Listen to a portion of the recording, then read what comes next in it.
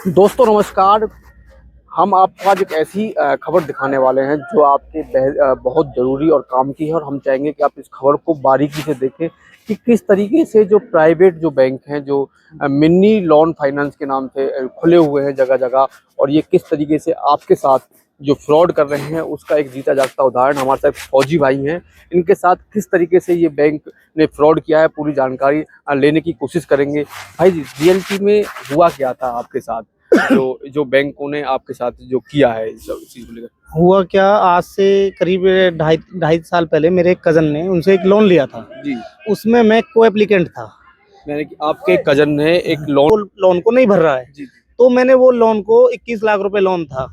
जो आमतौर पर होता है कि यदि जो लोन लेने वाला व्यक्ति है अगर वो लोन नहीं भरता है तो जो को एप्लीकेंट होगा या गारंटर जो भी व्यक्ति का होगा, हाँ। या जॉइंट अकाउंट जिसका होगा उसको वो भरना पड़ेगा। वो आपने डिफॉल्टी पूरी की और वो बैंक लोन है वो आपने पेड कर दिया। वो मैंने 21 लाख रुपया उनका पेड कर दिया। मैं उनके पास गया, मैंने भाई मैं 21 लाख रुपए भर दूंगा। मेरे जो भी लोन अमाउंट पूरा उन्होंने बताया था, उन्होंने 21 लाख रुपए बताया, 21 लाख कुछ रुपए बताया। मैंने पूरा अमाउंट उनका 15 दिन के अंदर भर दिया। उसके बाद में क्या उन्होंने मेरे को बोला था, भाई 1 लाख रुपए तुम्हारा इंश्योरेंस का है, जो उन्होंने उस टाइम लिया था। बोला 1 लाख रुपए इंश्योरेंस का वो वापस दे देंगे, पर आज तक भी उन्होंने वो 1 लाख रुपए ना तो इंश्योरेंस का वापस दिया। मैं उनसे बात करता हूँ तो मना कर देते हैं। उनके कंपनी में काम करने वाला था एक भाटी राहुल नहीं, वो एक भाटी नरेंद्र भाटी था। उसने मेरे को बोला मैं आपका 1 लाख रुपए वापस कराऊंगा। वहां उनकी बात हुई, उन्होंने बोला पक्का मैं वापस कराऊंगा। अभी भी उसको भाटी को पूछ सकते हो। भाटी ने बोला भाई मैं 1 लाख रुपए वापस करा दूंगा। यानी कि जैसे लोन हुआ, हाँ। लोन की अमाउंट 21 लाख रुपए थी, वो उसने पेड कर दी, आपने हाँ। पेड कर दी। हाँ। जो इंश्योरेंस था, इंश्योरेंस का 1.5 लाख रुपए जो था वो पे वापस करना था, वो आपको वो उन्होंने नहीं किया। वो भी नहीं किया। और उसके बाद क्या हुआ कि मेरे को तो कुछ पता नहीं था। कुछ दिन बाद मैं स्टेट बैंक गया, स्टेट बैंक लोन के लिए गया था। जब मैं लोन के लिए गया तो उन्होंने क्या काम कर रखा, मेरा जो सिविल पे कम से कम 8-10 करोड़ के जो लोन है इलेक्ट्रॉनिका ने चढ़ा रखे हैं, जो मैंने अभी आपको दिखाए भी हैं। हम देख रहे थे जो उसमें उन लोगों को ना आप जानते हो, ना कभी आपकी उनसे वार्तालाप हुई। बैंक ने अपनी मर्जी से किसी और के बैंक में लोन में आपको गारंटर बना दिया। ना तो मैं उस बंदे को जानता हूँ, ना मेरा उनसे कोई परिचय। जब मैंने उनको लोन भर दिया 21 लाख रुपए का, तो मेरा उनसे कोई संबंध नहीं रहा। उसके बावजूद भी उन्होंने जो भी कोई उनको को एप्लीकेंट या गारंटर नहीं मिला, वहीं पे मेरा पैन कार्ड आधार कार्ड का यूज कर दिया और वहीं पे लगा दिया। उनकी किस्त लेट होने से मेरा सिविल डाउन हो रहा है। मेरा सिविल 500 कुछ आ गया। मैं बैंक गया तो मैंने देखा भैया मेरे नाम पे तो इतने लोन हो रखे हैं। वो बोला इसमें को एप्लीकेंट हो, आप कहीं गारंटर हो, कहीं कुछ हो। करीब 8 करोड़ के लोन में उन्होंने मेरे साथ ऐसा घपला कर दिया। और मैं उनके पास बार बार जा रहा हूँ, फोन कर रहा हूँ, भैया कर दो। मेरे को टाइम देते रहते, भैया कर देंगे। मैं इतना दुखी हूँ, इतना कि जिसकी कोई हद नहीं है। मेरे को कभी कभी छुट्टी मिलती है, मैं उस छुट्टी में उनके पास जाता हूँ, कॉल करता हूँ, भाई मैं आ रहा हूँ, भाई प्लीज कर दो। बोला हाँ सर हो जाएगा। मैंने उनके मैनेजर से बात करी, एक अभिषेक अंशुमान उससे बात करी, एक पीयूषा मैम है उनसे बात करी, और एक वो देवेंद्र गुप्ता हैं उनसे बात करी। लास्ट में एक नितिन जी हैं, उनका भी फोन आया, बोला हम कर देंगे।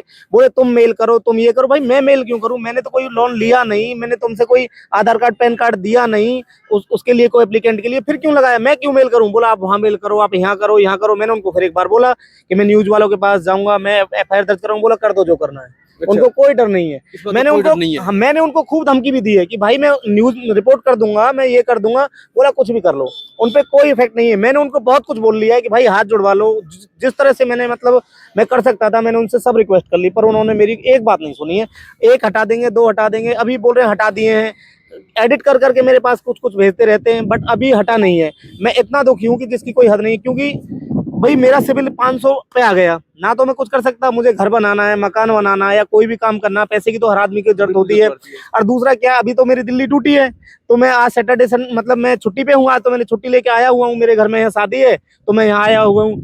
जब भी मैं इनके पास गया तो इन्होंने कोई जवाब संतोषजनक मेरे को नहीं दिया, और मेरे पास छुट्टी की बहुत कमी दिक्कत रहती है। अब हमें तो क्या है कि देखिए मेरी दिल्ली से पोस्टिंग श्रीनगर जम्मू हो गई है। अब मैं जम्मू जाऊंगा तो मैं इनके पास रोज थोड़ी चक्कर लगाऊंगा कि भाई मेरा लोन कर दो। देखो, हम एक सब थोड़ी सी कहेंगे, फौजी भाई को बड़ी मुश्किल से छुट्टियां मिलती हैं, वो भी अपने परिवार के साथ बिताने के लिए, और वो छुट्टियां बर्बाद कर रहे हैं ये माइक्रो फाइनेंस जो बैंक जो खुले हुए जगह। और किस तरीके से इनकी जो छुट्टियां जो घर के परिवार के साथ व्यतीत करनी चाहिए थी, आज ये शादी में आए हुए हैं, शादी के लिए छुट्टी ली थी, और उसके चक्कर में आज ये फिर बैंकों में घूम के आए हैं कि भैया हमारी ये कि आपने ये गलती ये कर रखा है, आप इसे कर दीजिए, लेकिन बैंक वाले उल्टा सुनने को तैयार नहीं। एक तो इनके नाम पे अगर वो बाई चांस वो व्यक्ति लोन नहीं भरता है, वो किस्त डाउन कर रहे हैं, इनकी वजह से सिविल डाउन हो गया कि वो इनकी ईएमआई टूट रही है, उसकी वजह से लोन और 8 साढ़े 8 करोड़ रुपए का लोन बहुत बड़ी बात हो जाती है।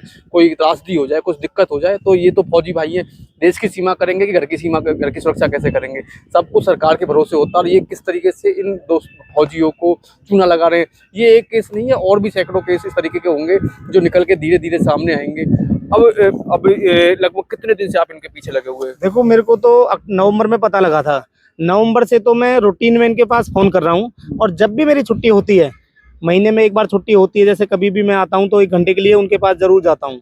जब भी मेरे जो टाइम आपको परिवार के साथ व्यतीत करना चाहिए, इनके बेफालतू के खर्चे टाइम में इन्होंने लगा रखा है। देखो, मैं तो पलवल रहता हूँ, जब मैं यहाँ आता हूँ, घर पे आता हूँ, कभी कभी पलवल से फरीदाबाद जाता हूँ, आना जाना मेरा किराया भी लगता है, और उनके पास जाके बैठता भी हूँ, 2-4 घंटे वेस्ट भी करता हूँ। कभी बच्चे किसी को दिखाने जाना है तो भी मैं सोचता हूँ यार इनके पास चला जाऊँ। इतना रिक्वेस्ट कर रहा हूँ मैं सबसे, और ये मेरे से बोलते हैं हाँ सर हो जाएगा, हाँ सर हो जाएगा। पीयूषा मैम है, वो बोली सर हो जाएगा। मैं कहा मैम क्यों मेरे को दुखी कर रहे हो? मैंने खूब उनको रिक्वेस्ट कर लिया, पर कोई सुनने के लिए तैयार नहीं है। अभी बोल रहे हैं हाँ हमने कर दिए, अभी भी नहीं हुए। अब बोलते हैं 1.5 करोड़ का रह गया, आप मेल कीजिए। मैं क्यों मेल करूं भाई? मैंने थोड़ी तो कॉम्प्लिकेंट हूँ, मैंने थोड़ी लोन लिया है। अरे जब मैं लोन लेता तो मैं 100 बार मेल करता, बोला आप मेल करो, आप हटवाओगे। अरे भाई क्यों मेरे साथ ऐसा हो रहा है? बेवजह मुझे परेशान किया जा रहा है। बेवजह मुझे परेशान किया जा रहा है।